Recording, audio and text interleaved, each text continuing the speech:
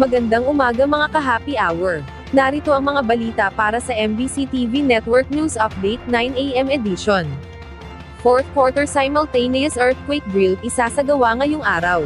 Nanawagan ng Office of the Civil Defense sa publiko na makibahagi sa fourth quarter nationwide simultaneous earthquake drill ngayong araw, November 6. Pangungunahin ito ngayon ng Regional Disaster Risk Reduction and Management Council ng Ilocos Region. Gaganapin ang ceremonial na pagpindot ng button sa Santa Catalina, Ilocos Sur, at doon rin gagawin ang full-scale exercise. Mahigpit na babantayan ni OCD Ilocos Region Director and NDRRMC Chair Lawrence Mina ang regional preparations para sa aktibidad, kasama si NDRRMC Executive Director and OCD Administrator Undersecretary Harold Cabreros. Ilan sa mga babantayan ang pagsasagawa ng strategic at operational level, gaya ng pagtatayo ng Command and Control Center, Emergency Telecommunications Response Cluster Activation at iba pa.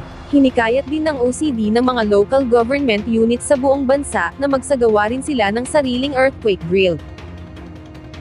Samantala, sa Showbiz Spotted, pambato ng bansa sa Miss Earth 2025 na si Joy Barcoma, bigong makapasok sa top 4. Natapos na ang kampanya ng pambato ng bansa sa Miss Earth 2025 na si Joy Barcoma. Ito ay matapos na hindi kasama sa top 4 finalist ng pageant. Unang nakaabot sa top 8 ng kompetisyon si Barcoma, kung saan ang top 4 ay ang mga pambato ng Vietnam, Thailand, Czech Republic at Iceland. Bago ang question and answer portion, ay umapila muna ito ng dasal sa mga nasalanta ng Bagyong Tino sa pageant na ginaganap sa lungsod ng Parañaque. Ang Cavite native na beauty queen ay nag-uwi ng medalya sa Best Interno for Asia and Oceania ng Miss Earth 2025.